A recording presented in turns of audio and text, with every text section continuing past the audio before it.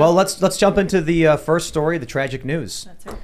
From the Daily Mail, have they no shame? Woke liberals writing for the New York Times, New York Magazine, and The Atlantic waste no time attacking the colonizer queen mere hours after her death, age 96, and hours after Twitter took down vile post mocking monarch. Now, I don't know if I don't know why that tweet got removed. We should probably look into it before I give my opinion, but I don't think you should be censored for having bad opinions. I'm glad we get to see these people being awful, because right. I don't want to, mistakenly associate with people who would do something like this. So they write, the death of Queen Elizabeth has been celebrated by some opinion writers, with one promising to dance on her grave and another describing her 70-year reign as devastating.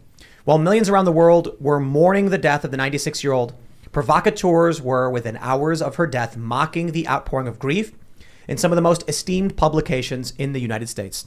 One Pennsylvania professor even said she hoped the Queen's final hours of pain would be excruciating. Yeah, I don't think that was the case. You're an awful person. Jeff Bezos was among those condemning her now deleted tweet. Good. I'm glad to see it. And it's nasty stuff, man. It's tough. I think what we're seeing here is that these people will say anything for woke points. And so they know they're going to be contrarian. They know shock content is going to get them attention, and here they are now getting it. So I won't get into, their names or whatever, but just point out, there are people in this world and in this country that are just evil, despicable. They revel in suffering and pain. There's a lot to say about the monarchy. We're starting to debate, the issues of monarchy, whether or not there is one after this, because I know, what are they saying? King Charles, I know he's assumed King Charles the throne. III. But is he really? I mean, he's already very old. But I don't know, what do you guys think about the woke stuff? Let's get into that first. Yeah, well, it's not really surprising. I feel like every time a politician or a person dies that people on the left have deemed an oppressor, whether it's true direct oppression or not, they think that they are more virtuous by kind of celebrating that person's death. I don't think that they just think that it's not bad to do it. I think they actually think that it is moral and good, because to them, they see themselves as kind of, on the right side of history, and someone like Queen Elizabeth as a white colonizer and oppressor, and therefore, why wouldn't you celebrate her death in the same way that you would celebrate Hitler's death? Of course, I don't think that's comparable at all. I don't think that she can be compared to Hitler or any other true oppressor in any way, but it's not surprising. It's what they always do. It's what they did to John McCain. It's what they did to George Bush. It's what they did to Barbara Bush. I mean, it doesn't matter. That's what they're going to do.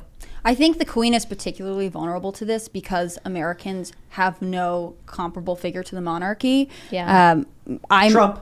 Well, that's complicated, but everyone in our office is tired of me saying this, but I'm British. I'm a British citizen and an American citizen, and it is the true divide between what I feel like is my upbringing in America and my British heritage, which is that the monarchy is an institution that represents not only political power, but a cultural history that is so interwoven with things that are challenging for the British people, as well as things that make them unique and prosperous.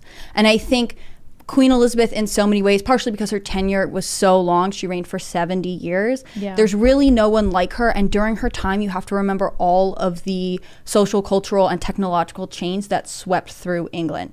There's really no one like her. And I know, when did the reign of the British monarchy end? There's a lot of points in history where people will say, well, this was really effective and this is really effective. And to me and to a lot of people that I know, this is the end of the British monarchy because she represents a tie to a history that is so far gone from the culture we have today. You see, Harry, is it Harry that left with Meghan Markle? Is that Harry? He was basically done with monarchy. At some point it becomes a burden. Well, she became in line for the throne when her uncle resigned. And he said, I don't want to be king. I'd rather marry this American. And at the time, he couldn't marry her and also be king. So he renounced his title. Her father became the king, and then she became the heir to the throne. I mean, monarchy has always been, to a certain degree, optional. You don't have to take over the role. I think, British culture, you see it a lot in the obituaries that are coming out right now for Queen Elizabeth, which is that she had a very strong sense of duty. And the idea of a sense of duty, at least in the way I was raised and the ties that I saw to my British heritage, was this is a big theme. The idea that you rise to your purpose and you rise to duty and you serve, and I think in a lot of ways, though there are things wrong with the monarchy, and I think it's important to be able to criticize your government, Queen Elizabeth really represented that to people. And even though there are people who don't support the monarchy, they don't love it, they will still mourn this loss because it is the end to an era of British history and British culture.